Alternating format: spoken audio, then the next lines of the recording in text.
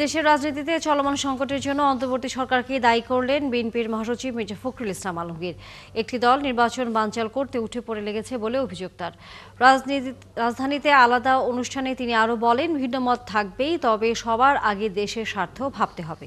শফিকুল হকের প্রতিবেদন। জাতীয় ঐক্যমত্য কমিশনের দীর্ঘ আলোচনার পর স্বাক্ষর হওয়া জুলাই সনদ বাস্তবায়নের সুপারিশ জমা দেওয়ার মধ্য দিয়ে দেশে নতুন সংকট তৈরি হয়েছে। অভিযোগ উঠেছে রাজনৈতিক দলগুলোর মতামতকে উপেক্ষা করার। ফেব্রুয়ারি নির্বাচন কোনো কারণে যদি বিপদগ্রস্ত হয়, যদি ঝুঁকির মধ্যে পড়ে এই সরকার, তারাও কিন্তু বড় ধরনের ঝুঁকির মধ্যে পড়বে। আগে বলেছি নতুন বছরের নতুন মাসেই জাতীয় নির্বাচন হোক। যুগপৎ আন্দোলনের শরিক দল জাতীয় সমাজতান্ত্রিক দল জেএসডির ৫৩তম প্রতিষ্ঠাবার্ষিকীর আলোচনায় বিএনপি মহাসচিব মির্জা ফখরুল ইসলাম জানান, তার দল কোনোভাবেই সংস্কারের বিরোধী নয়। চলমান সংকটের জন্য ডক্টর ইউনূসের সরকারকেই দায়ী করেন তিনি। আজকে যে সংকট তৈরি হয়েছে, এই সংকট সত্যিকার অর্থে তৈরি করেছেন বর্তমান অন্তর্বর্তীকালীন সরকার। বিভিন্নভাবে বিভিন্ন কথাবার্তা বলে জনগণকে বিভ্রান্ত করার চেষ্টা করছে। কিন্তু আমরা খুব পরিষ্কার করে বলতে চাই, গণভোট নির্বাচনের আগে করার কোনো সুযোগ এখন আর নাই। নির্বাচনের দিনই গণভোট হবে, সে কথা আমরা পরিষ্কার করে বলেছি। নির্বাচন বানচালের জন্য একটি দল তৎপর বলে অভিযোগ আনেন বিএনপি মহাসচিব। রাষ্ট্রকে স্থিতিশীল করতে এ পদ থেকে তাদের সরে আসারও আহ্বান জানান তিনি। এক সময় আপনারা এই দেশের সকল মানুষের চাহিদা ছিল পাকিস্তান স্বাধীন করে, আপনারা সেটার বিরোধিতা করেছেন। 1971 সালে মুক্তিযুদ্ধের বিরোধিতা করেছেন। আজকে দয়া করে জনগণ যে নির্বাচন চায় সেই নির্বাচনের বিরোধিতা করবেন না। একই দিন গণসংহতি আন্দোলনের ৫ম জাতীয় সম্মেলনে যোগ দেন বিএনপি মহাসচিব। সরকার ও ঐক্যমত্য কমিশনের সৃষ্ট সংকট তাদেরকেই সমাধান করতে হবে বলেন মির্জা ফখরুল। যা আমার হয়ে গেছে, আপনারা দয়া করে ওই সমস্যাগুলো সমাধান করে যাতে সবাই একসাথে আমরা নির্বাচনের দিকে যেতে পারি, এই সমস্যার সমাধান করে আমরা জনগণের কল্যাণের জন্য কাজ করতে পারি, সেই পথে গিয়ে চলুন। আমরা যেমন অতীতে আপনাদের সঙ্গে ছিলাম, সামনেও আপনাদের সঙ্গে থাকবো, কিন্তু অবশ্যই আপনাদেরকে নিজে এই যে জায়গা তৈরি করেছেন তার থেকে বেরিয়ে আসতে হবে। আপনাদেরকেই অন্য কেউ সেটা করে দেবে না। এ সময় সবার আগে দেশের স্বার্থ দেখতেও আহ্বান জানান বিএনপি মহাসচিব। বাংলাদেশের ব্যাপারে সবার আগে বাংলাদেশ, এ ব্যাপারে আমাদের কোনো সন্দেহ নেই। শফিকুল হক, ৭১, ঢাকা। আগামী জাতীয় নির্বাচনের আগে গণভোট হতে হবে, নইলে সব মূল্যহীন হয়ে যাবে, এমন মন্তব্য করেছেন জামায়াতে ইসলামের আমির ডক্টর শফিকুর রহমান। শুক্রবার লন্ডনে সাংবাদিকদের সাথে মতবিনিময়ে তিনি এসব কথা বলেন। আলোচনা আছেন ওরিসুল ইসলাম। জুলাই সনদ বাস্তবায়নের সুপারিশে বলা হয়েছে, নির্বাচনের দিন বা তার আগে গণভোট হতে পারে। ঐক্যমত্য কমিশনের এমন সুপারিশের পরই রাজনীতিতে বাহাস শুরু হয়। এমন পরিস্থিতিতে লন্ডন সফরে থাকা জামায়াতের আমির তার দলের অবস্থান জানালেন। আমাদের স্ট্যান্ড ভেরি ক্লিয়ার, গণভোট আগে হতে হবে, নইলে এটা মূল্যহীন, এটা কোনো দুই পয়সার মূল্য নেই। আমরা সরকারকে এবং নির্বাচন কমিশনকে অনুরোধ করব যে তারা এটলিস্ট আরো 15টা দিন বাড়াতে পারে কিনা। খুব বেশি পারবে না, ফেব্রুয়ারিতে যেহেতু ইলেকশন হবে, তার আগে খসড়া ভোটার তালিকা তাদেরকে ফাইনাল করতে হবে। অফিস আদালতে শেখ মুজিবুর রহমানের ছবি টাঙানো সংক্রান্ত বিধান জুলাই সনদের সুপারিশে অন্তর্ভুক্ত করা হয়নি। এ নিয়ে বিএনপি ক্ষোভ জানিয়েছে। জামায়াতের অবস্থান কি জানতে চাইলে দলটির আমির বলেন, আমাদের সার্টেন ভিশন আছে, প্রায়োরিটি আছে, আপনারা এগুলা মিডিয়ার মাধ্যমে জানতে পারছেন, দেখতে পাচ্ছেন। এই জায়গাগুলোতে আপনাদের যদি কোনো কনসার্ন থাকে আমাদেরকে বলবেন, আমরা ইনশাল্লাহ সংশোধন করে নেব। আমাদের শিক্ষাটাও বিধ্বস্ত, আমাদের সেখানে দুর্নীতির সয়লাভ, কোনো জায়গায় নাই সুবিচার, যেখানেই যাবে মানুষ পায় অবিচার। এই অবস্থায় এই দেশ এবং জাতিকে কেউ আর দেখতে চায় না, আমরাও দেখতে চাই না, আপনারাও নিশ্চয়ই দেখতে চান না। সংসদ নির্বাচনের তফসিল ঘোষণা করা হলে জামায়াত দলের নির্বাচনী ইশতেহার প্রকাশ করবে বলেও জানান ডাক্তার শফিকুর রহমান। অরিসুল ইসলাম, ৭১। বিএনপির বর্তমান ভূমিকা ফেব্রুয়ারির নির্বাচনকে ঝুঁকিতে ফেলেছে। শুক্রবার কুমিল্লায় এমন মন্তব্য করেছেন জামায়াতে নায়েবে আমির আব্দুল্লাহ মোহাম্মদ তাহের। তিনি আরও বলেন, সংস্কার নিয়ে সব দলই ঐক্যবদ্ধ থাকলেও বিএনপি হঠাৎ উল্টে গেছে। দলটির আরেক নেতা দ্রুতই জুলাই বাস্তবায়ন আদেশ জারির দাবি করেছেন। বিস্তারিত জানাচ্ছেন শাহেদুজ্জামান সাকিব। কুমিল্লায় নির্বাচন নিয়ে কর্মীদের প্রশিক্ষণ বিষয়ক এক সমাবেশে জামায়াতের নায়েবে আমির আব্দুল্লাহ মোহাম্মদ তাহের বলেন, হঠাৎই সংস্কার নিয়ে উল্টে গেছে বিএনপি। সব ঠিক, বিএনপিও রাজি, আমরাও রাজি, আমরা সাইডও করেছি। হঠাৎ করে বিএনপি একটুখানি উল্টে গেছে। তারা এতদিন ধরে কমিটিতে থেকে টিকিট সম্পর্কে বলে যেটা আমরা এখন মানি না। এখন এই কথাটি বলা আমি মনে করি তাদের দায়িত্বহীনতার পরিচয়, নতুন করে দেশে একটি রাজনৈতিক সংকট তৈরি করার অপপ্রয়াস, এবং ফেব্রুয়ারিতে যে নির্বাচনটি এসে গেছে এই নির্বাচন সম্পর্কে মানুষের ভিতরে সংশয় তৈরি করার একটি অপকৌশল। রাজধানীর কাফরুলে এক ফ্রি মেডিকেল ক্যাম্পে অংশ নেন আরেক নায়েবে আমির মুজিবুর রহমান। সনদ বাস্তবায়নে সরকারকে দ্রুত পদক্ষেপ নিতে বলেন তিনি। আমরা গণভোটের দাবি করেছি, আজকের মধ্যেই প্রধান উপদেষ্টাকে আমরা বলেছি, অধিকাংশ দল তারা চায় এখানে পিয়ার পদ্ধতি, এই পদ্ধতি চালু হলে এখানে ডাকাতি হবে না। খুলনার ডুমুরিয়ায় স্বাধীনতা চত্বরে হিন্দু সম্মেলনের আয়োজন করে স্থানীয় জামায়াতে ইসলামী।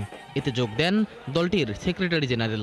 বারবার যারা ক্ষমতায় গিয়েছেন তারা শুধু নিজেদেরই ভাগ্য বদল করেছেন, হিন্দু ভাই মা বোনদের কোনো ভাগ্যের বদল করতে পারেননি।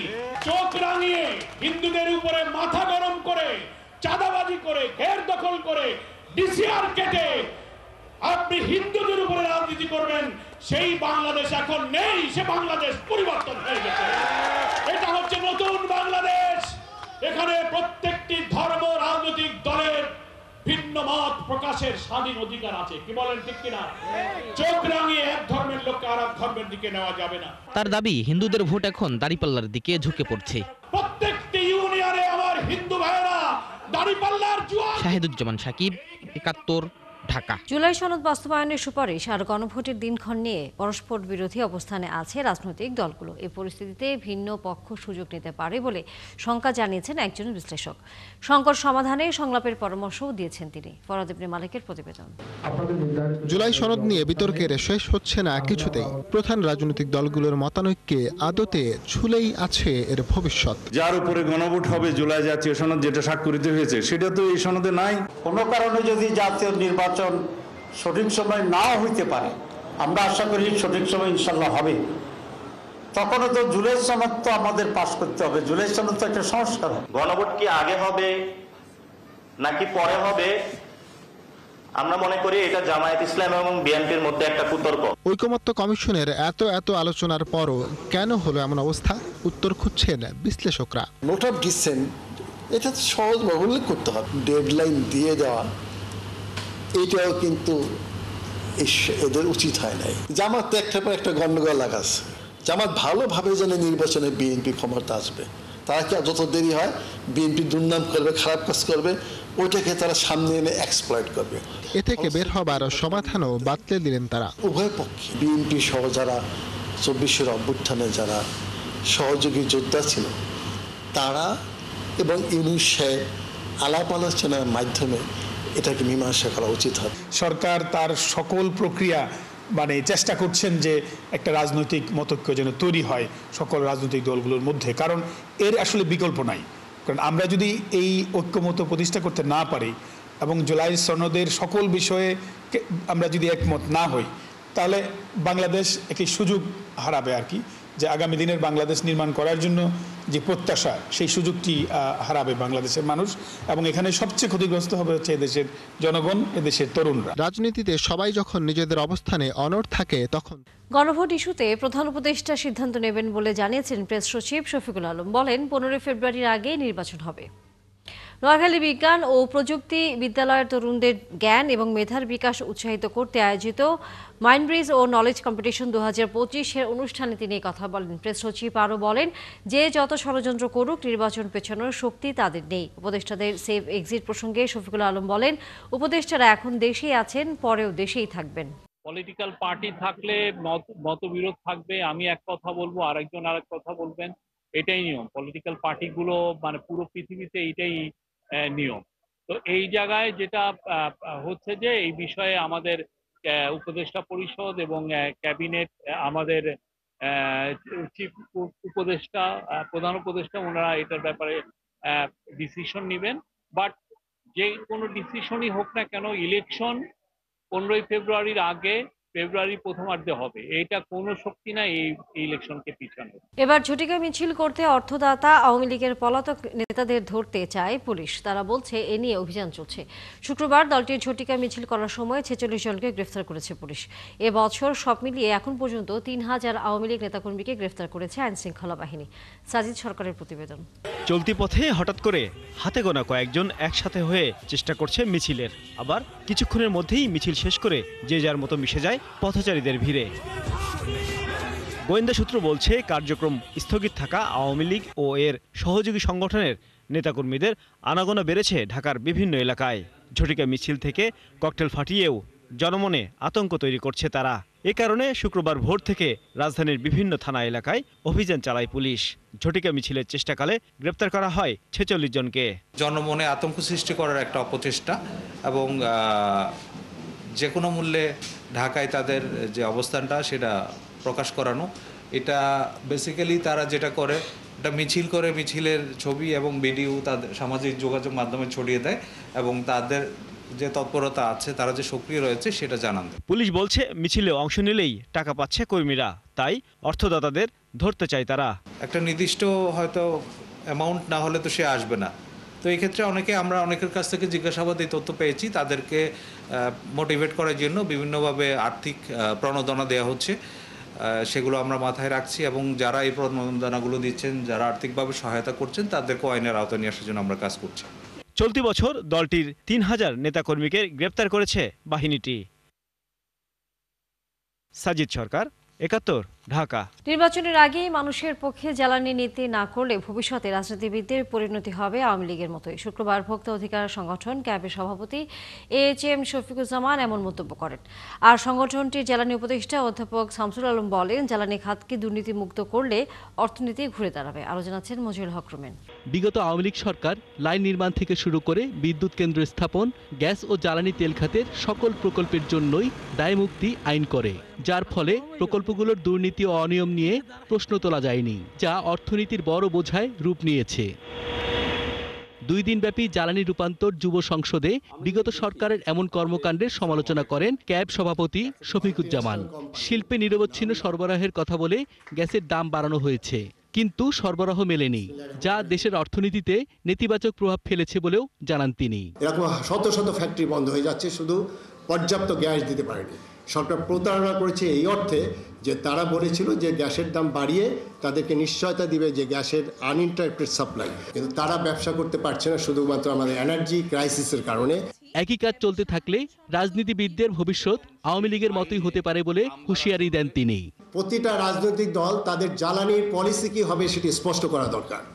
তারা স্পষ্ট করে বলবে তাদের এই জ্বালানির পলিসি এই হবে, আমরা সেই পলিসিতে আমরা সেখানে ভোট দেব এবং তারা এটি যদি বাস্তবায়ন না করে তাহলে তারাও আবার সেই 5ই আগস্ট যা হয়েছে তারা সেইটার সম্মুখীন হবে। অনুষ্ঠানে ক্যাবের জ্বালানি উপদেষ্টা অধ্যাপক শামসুল আলম জ্বালানির অধিকারকে দেশের মানুষের মৌলিক অধিকার হিসেবে যুক্ত করার আহ্বান জানান।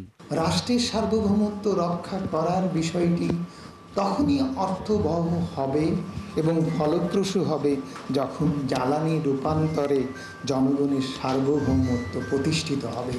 সেই সার্বভৌমত্ব প্রতিষ্ঠার লক্ষ্যে আজকের সংসদ, যুব সংসদ কাজে নামবে এবং আমরা যদি নাও থাকি, এই আন্দোলন জনগণের দাবিতে পরিণত তারাই করবে। জ্বালানি খাতের দুর্নীতি বন্ধ করা গেলেই দেশের অর্থনীতি ঘুরে দাঁড়াবে বলেও জানান এই জ্বালানি বিশেষজ্ঞ। একটি জনবান্ধব, অধিকার ভিত্তিক ও টেকসই। মুজাহিরুল হক রুমেন, 71, ঢাকা। রাস্তা নির্মাণে গ্যাস লিকেজ হলেও দেখার যেন কেউ নেই, মাঝে মাঝে আবার জ্বলে ওঠে আগুন। তিতাস ঠিকাদার আর সেতু কর্তৃপক্ষ চিঠি চালাচালিতেই পার করছে সময়, ফলাফল প্রায়ই বন্ধ রাখতে হচ্ছে শিল্প কারখানা। এমনই ঘটনা নারায়ণগঞ্জের পঞ্চবটিতে। এখান থেকে মুক্তারপুর পর্যন্ত দ্বিতল সড়ক নির্মাণ ও রাস্তা প্রশস্তকরণ প্রকল্প যেন এখন এলাকাবাসী আর শিল্প মালিকদের জন্য ভোগান্তির অপর নাম। জাহিদুল ইসলামের প্রতিবেদন। পঞ্চবটি চৌরাস্তায় যখন তখন এভাবে লাগছে আগুন, কখনো আবার দেখা যায় পানি থেকে অনবরত উঠছে বুদবুদ। এলাকাবাসী বলছেন অলৌকিক না হলেও এটা যেন নিত্যদিনের ঘটনা। পঞ্চবটি চৌরাস্তা থেকে মুন্সিগঞ্জের মুক্তারপুর পর্যন্ত দ্বিতল সড়ক নির্মাণ ও প্রশস্তকরণে ঠিকাদারের অবহেলায় মাটি খোঁড়াখুড়িতে যখন তখন ছিদ্র হচ্ছে তিতাসের গ্যাস লাইন। হাইওয়ে যারা কাজ করতেছে এদের কারণেই যত দুর্ঘটনা ঘটছে এদের কারণেই ঘটছে। গ্যাসের হাওয়া বাইরেছে, এখন একটা মিটারে গিয়ে বাস্ট হয়ে গেছে, পিছু একটা ছেলে অঙ্গ প্রত্যঙ্গ সব পুড়ে গেছে। মাটি খোঁজলে আগুন লাগতেছে, দোকানের ক্ষতি হইতেছে, ব্যবসায়ীদের ক্ষতি হইতেছে। ওনাদেরকে ফোন দিতে অনেক সবসময় আসে না, ওরা একদিন দুদিন পরে আসে, একটা অ্যাক্সিডেন্ট হলে তখন আসে। আশপাশের শিল্প মালিকরা বলছেন 2021 সালে রাস্তা নির্মাণ কাজ শুরু করার পর গ্যাস লিকেজ মেরামতের জন্য গেল 1.5 বছরে অন্তত 19 বার বন্ধ রাখতে হয়েছে কারখানা। বিভিন্ন পয়েন্টে এরকম ফুটা আছে যেখান থেকে গ্যাস কন্টিনিউয়াসলি লিক করতেছে। ডিস্ট্রিবিউশন লাইনটা যখন বন্ধ থাকে টোটাল রোডের, তখন আমাদের এখানে গ্যাস আসে না, সেই কারণে ফ্যাক্টরি বন্ধ রাখতে হয়। পোশাক রপ্তানিকারক গার্মেন্টস মালিকদের সংগঠন বিকেএমইএ বলছে বিষয়টি নিয়ে তিতাস কর্তৃপক্ষকে কয়েক দফা জানিয়েও পরিত্রাণ মিলেনি। সমন্বয়হীনতার কারণেই মূলত এই কাজটা হচ্ছে, এবং তিতাস গ্যাসের যে লেআউট প্ল্যান যেখান দিয়ে এই গ্যাসের লাইনটা গিয়েছে, এইটা যারা কাজ করছে তারা ওইটা আমলে নিচ্ছে না ঠিক মতো, যার কারণে এই সমস্যাটা হচ্ছে। এদিকে তিতাসের স্থানীয় অফিসের দাবি গ্যাস লাইনের ক্ষতি না করতে সেতু কর্তৃপক্ষকে অন্তত 25 বার চিঠি দেওয়া হয়েছে। তাদেরকে শুরুতেই আমরা নকশা দিয়ে দিছি এবং আমাদের কর্মকর্তা অ্যাসাইন করে দেওয়া আছে যে কোনো সমস্যা হলে তারা আমাদের সাথে যোগাযোগ করবে এবং পাইপলাইনে লোকেট করে কোন দিক দিয়ে পাইপলাইন গেছে তারা লোকেটর দিয়ে লোকেট করে তারা ওই কাজগুলো করার কথা। কিন্তু তারা যদি সেইগুলো না মেনে পাইপলাইন যদি ড্যামেজ করে, সেই ক্ষেত্রে আমাদের পক্ষে এগুলো আটকানো সম্ভব হচ্ছে না। রাতের বেলা তাদের বেশিরভাগ কাজ চলে এবং ওই সময়তেই আমাদের বেশিরভাগ লাইনগুলো ড্যামেজ হয়। অন্যদিকে সেতু কর্তৃপক্ষ বলছে এ নিয়ে ঠিকাদারকে তারা নির্দেশনা দিয়েছেন। কন্ট্রাক্টরকে আমরা চিঠি দিইনি, আমরা তাকে প্রেশার দিয়ে ধরিনি, অবশ্যই ধরছি, সেটা তাদের করতেছি আমরা। আমাদের তরফ থেকে যা যা করা সেই ইনস্ট্রাকশন তো উপদেষ্টা মহোদয় থেকে শুরু করে সে হরবাত্তক দিতে ধরেন। তিতাস কর্তৃপক্ষ বলছে লিকেজে এখন পর্যন্ত কী পরিমাণ গ্যাস পুড়েছে সেটা নির্দিষ্ট বলা যাচ্ছে না। জাহিদুল ইসলাম, 71, নারায়ণগঞ্জ। ঘূর্ণিঝড় মন্থা দুর্বল হয়ে লঘুচাপের রূপ নিয়ে ভারতের উত্তর ছত্তিশগড় এবং আশেপাশের এলাকায় অবস্থান করছে। এর প্রভাবে আগামী 48 ঘন্টার মধ্যে রংপুর ও ময়মনসিংহে ভারী বর্ষণের আভাস দিয়েছে আবহাওয়া অফিস। সমুদ্র ও নদী বন্দরে এখন কোনো সতর্কতা নেই, তবে সামনের সপ্তাহের শেষে আরেকটি লঘুচাপ হতে পারে বলে জানিয়েছে আবহাওয়া অফিস, যার প্রভাবে সারা দেশে বৃষ্টিপাত হবে। আর ডিসেম্বর থেকে শীতের মৌসুম শুরু হলেও নভেম্বর থেকে সারা দেশে তাপমাত্রা কমতে থাকবে বলে জানিয়েছে আবহাওয়া অফিস। ঘূর্ণিঝড় মন্থা উপলক্ষে যে আমাদের 2 নম্বর সিগন্যাল ছিল সাগরে, সেটা 29 তারিখে উঠানো হয়ে গেছে, স্থগিত করা হয়েছে বা লোয়ার সিগন্যাল করা হয়েছে। তারপর সেটার বর্তমান অবস্থা এখন হলো ছত্তিশগড় ও পার্শ্ববর্তী এলাকায় এবং সুস্পষ্ট লঘুচাপ হিসেবে এটা অবস্থান করছে। তা আগামী 24 ঘন্টার মধ্যে সেটা হয়তো বা লঘুচাপে পরিণত হতে পারে এবং এর প্রভাবেই এটা ধীরে ধীরে আমাদের উত্তর এবং উত্তর পূর্ব দিকে অগ্রসর হয়ে বাংলাদেশের দিকে আসতে পারে এবং এর প্রভাবে আমাদের বিশেষ করে রংপুর, রাজশাহী এবং ময়মনসিংহ ডিভিশনে ভারী থেকে অতি ভারী বর্ষণ হতে পারে 40 ঘন্টার মধ্যে। আর এটা সাইক্লোন হিসেবে না, মানে সাইক্লোনের পরবর্তী ধাপটা হলো দুর্বল হয়েছে, এটা হয় ডিপ ডিপ্রেশন বা গভীর নিম্নচাপ, তারপর হয় নিম্নচাপ, তারপর হয় সুস্পষ্ট লঘুচাপ। দুর্বল হতে হতে আর কি, দুর্বলের দিক থেকে সুস্পষ্ট লঘুচাপ হিসেবে এখন ছত্তিশগড় ও পার্শ্ববর্তী এলাকার অবস্থানের, তারপরে এটা আরও দুর্বল হয়ে হয়তো বা লঘুচাপ হিসেবে বাংলাদেশে প্রবেশ করতে পারে। বান্দরবানের দুর্গম থানচি উপজেলার রাজা পাথর এলাকা হয়ে উঠেছে আকর্ষণীয় ভ্রমণ এলাকা। প্রতিদিনই বাড়ছে ভিড়। ঐতিহাসিক ও সাংস্কৃতিকভাবে গুরুত্বপূর্ণ রাজা পাথরের সম্মান বজায় রাখা ও প্রাকৃতিক পরিবেশ রক্ষায় পর্যটকদের প্রতি আহ্বান জানান জনপ্রতিনিধিরা। সংবাদদাতা মংবো ওয়াংচিং মারমার তথ্য ছবিতে প্রতিবেদন। পাখির চোখে ধরা পড়ে নয়নাভিরাম গিরিখাত, বয়ে চলেছে পাহাড়ি খরস্রোতা সাঙ্গু। বান্দরবনের থানচি বাজার থেকে ইঞ্জিন চালিত নৌকায় 2 ঘন্টার যাত্রা পেরোলেই চোখে পড়ে পাহাড় ঘেরা সাঙ্গু নদীর বুক জুড়ে থাকা বিশাল আকারের সেই পাথর, রাজা পাথর। এই পাথর পাহাড়িদের কাছে বংডহ পাথর নামে পরিচিত। এলাকার লোকজন জানান, বহু বছর আগে এক সাধক দিব্যজ্ঞানে জানতে পারেন সাঙ্গু নদীতে গুপ্তধন রয়েছে। এর সন্ধানে তিনি আরাকান থেকে কালানাইন নদী পাড়ি দিয়ে এসে বিশাল এক পাথরের ওপর ধ্যানমগ্ন হন। পরে ফেরার সময় ভুলবশত তার পাগড়ি ওই পাথরের উপর রেখেই চলে যান। তাই সেই মুকুট আজও পাথরের চূড়ায় দৃশ্যমান। এ থেকেই পাথর থেকে নাম হয়েছে বংড বা পাথরের রাজা। নীল পানি আর সবুজের ছোঁয়ায় পর্যটকদের কাছে এটি হয়ে উঠেছে আকর্ষণীয়। প্রতিদিনই বাড়ছে ভিড়। আমি অজানা উদ্দেশ্যে রওনা দিয়েছি, রওনা দিতে এরকম একটা মুহূর্ত, আসলে এরকম একটা মুহূর্ত আমাদের বাংলাদেশে যে আসে, মানে এটা অবিশ্বাস্য। আমাদের দেশে যে এত সুন্দর সুন্দর জায়গা আছে সেটা তো না আসলে বুঝতে পারতাম না। বিদেশে যায় টাকা নষ্ট না করে আমাদের বাংলাদেশে দেখার মতো অনেক কিছু আছে। বাংলাদেশের মধ্যে এত সুন্দর যে জায়গা আছে সেটা এক্সপ্লোর না করলে অ্যাকচুয়ালি বুঝতে পারতাম না। রাজাপাথরের সম্মান বজায় রাখা ও প্রাকৃতিক পরিবেশ রক্ষায় পর্যটকদের প্রতি আহ্বান জানান জনপ্রতিনিধিরা। তো ওই জায়গায় দাদু দাদি এরা কিন্তু সম্মান করত, এবং আপনারা পর্যটকরা আসলেও এই পাথরটাকে সম্মান করার জন্য আমি আপনাদেরকে অনুরোধ করেছি। এই পাথরটাকে একসময় সবাই যে এখানকার লোকজনেরা পূজা করত, এখন যদিও বা পূজা না করলেও কেউ যে অমান্য করে না, এখনো এই পাথরটাকে ভালো এখনো করে শ্রদ্ধা করে। তো এই পাথরটা আমাদের এখানে যে জীবিত হিসেবে পরিচিত লাভ করছে। বংটো পাথর মারমা সম্প্রদায়ের জন্য ঐতিহাসিক ও সংস্কৃতির প্রতীক, সৌভাগ্য ও শান্তির ধারক। মনিরা কাজুরি, ৭১। দিনাজপুর পৌর এলাকার মধ্যে অন্তত ৮টি চালকল এখন আন্তর্জাতিক মানদণ্ডে ISO সার্টিফিকেট হয়েছে। সুইজারল্যান্ড ও বাংলাদেশ সরকারের আর্থিক সহায়তায় সুইস কন্ট্রাক্টের বাস্তবায়িত প্রবৃদ্ধি প্রকল্প সামগ্রিক অর্থনীতিতে পরিবর্তন আনতে শুরু করেছে বলে অভিমত সংশ্লিষ্টদের। ২০২৩ সাল থেকে এই অবস্থার পরিবর্তনের সুইস কন্ট্রাক্ট এর প্রবৃদ্ধি প্রকল্পের আওতার কাজ শুরু হয়। কিছু চাল কলকে আন্তর্জাতিক মানদণ্ডে উন্নীত ঘটাতে শুরু হয় প্রশিক্ষণ। তারই ধারাবাহিকতায় দিনাজপুর পৌর এলাকার মধ্যে অন্তত ৮টি চাল কল এখন আন্তর্জাতিক মানদণ্ডে ISO সার্টিফিকেট। উন্নত প্রযুক্তির ব্যবহার এবং কিছু সুনির্দিষ্ট নিয়ম মেনে কাজ করায় এই চালকলগুলোকে উৎপাদন যেমন বেড়েছে তেমনি নিয়ন্ত্রণ করা গেছে প্রচলিত রাইস মিল থেকে উৎপন্ন কালো ধোঁয়া নির্গমন, রোধ করা গেছে বায়ু ও পরিবেশ দূষণ। ভবিষ্যতের জন্য এভাবেই বাকি চালকলগুলোর উন্নয়ন প্রয়োজন বলে মনে করেন জেলা চালকল মালিক গ্রুপ অ্যান্ড সংশ্লিষ্টরা।